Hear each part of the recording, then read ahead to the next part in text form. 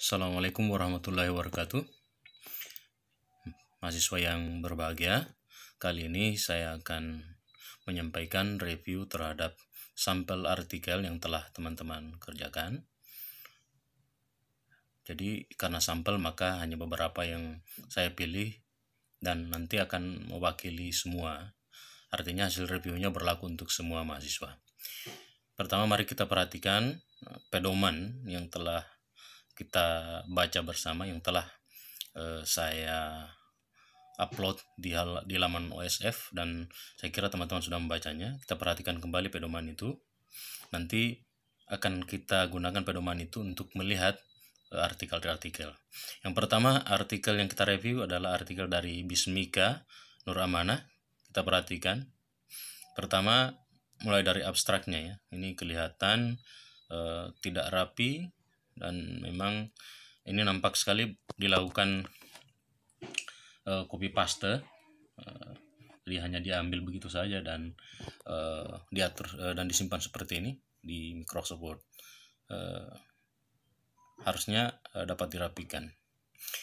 Kemudian di bagian pendahuluan, seharusnya menurut panduan di pendahuluan ini kita dapat melihat berbagai rujukan baik dari buku maupun artikel ilmiah. Demikian juga tingkat kerapiannya juga masih kurang sekali sehingga perlu dirapikan lagi.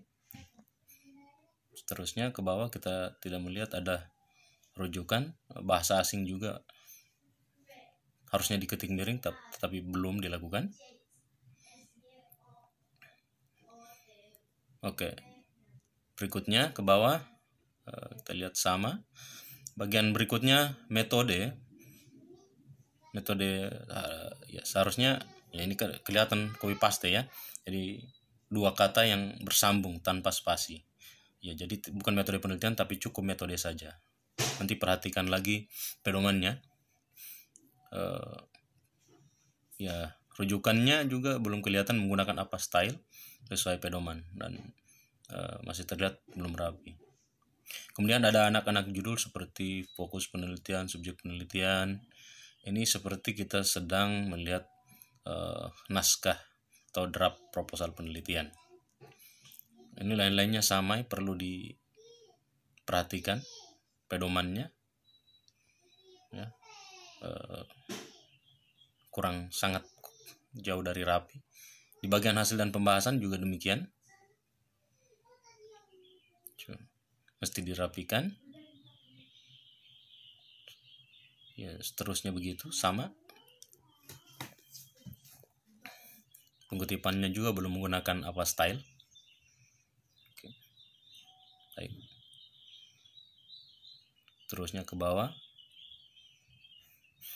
Jadi di pedoman itu 1,5 spasi. Spasinya 1,5. Di sini tidak jelas berapa jaraknya. Oke. Seterusnya ke bawah sama,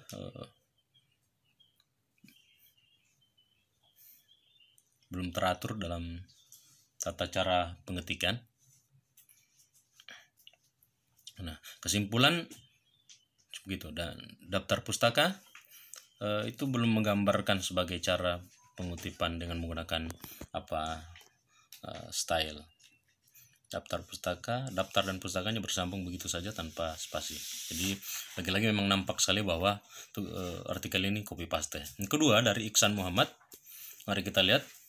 Oke, nampaknya masih mirip dengan artikel pertama. Nah, ini juga tidak rapi, nampak hanya diambil dari internet, di copy gitu. Bagian pendahuluan juga seperti itu. Metode ini lebih minimalis lagi. Hasil pembahasan dan mengutip ya, kutipannya kita tidak tahu konteksnya apa ya. Ya kelihatan juga bahwa ini memang copy paste ya. Belum mengikuti aturan penulisan sebagaimana dalam pedoman.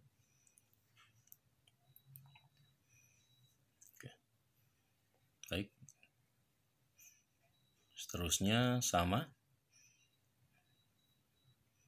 ya.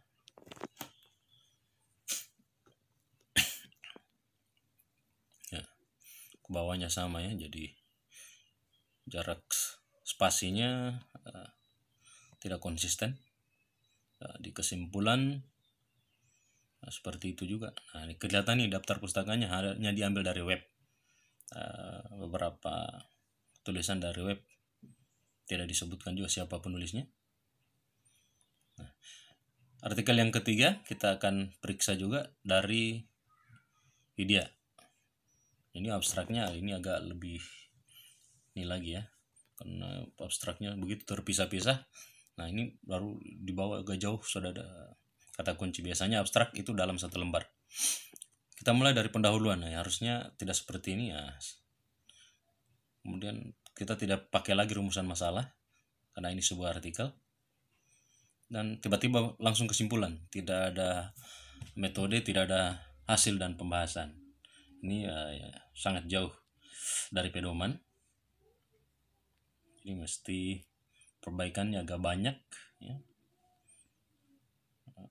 Bahasa asing harus dimiringkan dan seterusnya. Ini banyak sekali yang mesti diperbaiki.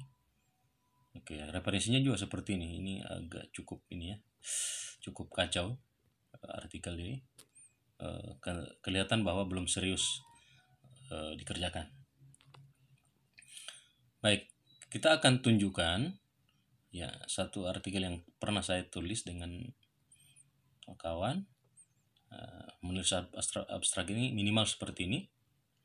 Kita menunjukkan tujuannya, kemudian kita tunjukkan metode yang kita gunakan, dan akhirnya apa hasil penelitiannya. Di bawahnya ada kata kunci atau keyword.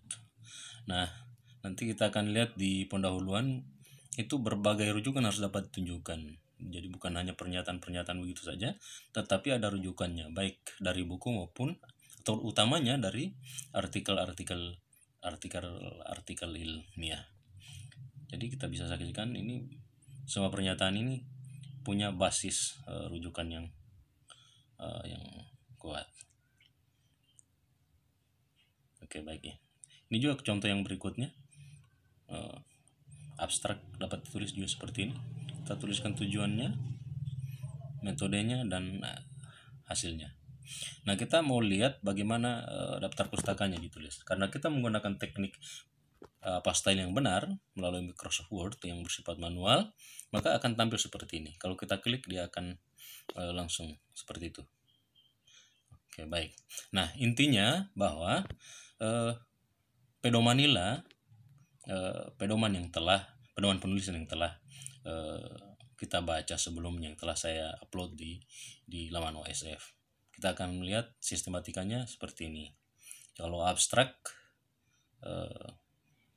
jelas kriterianya, pendahuluan begitu, metode juga begitu, hasil dan pembahasan isinya apa saja, kesimpulan apa saja, termasuk jumlah referensi itu 20 minimal, bisa diperoleh dari media online seperti Google Scholar. Pengutipan menggunakan apa style, dan detail artikelnya juga sangat jelas sehingga dengan mudah teman-teman dapat mempedomani ini dengan baik. Itu kira-kira yang dapat menjadi bahan review. Wassalamualaikum warahmatullahi wabarakatuh.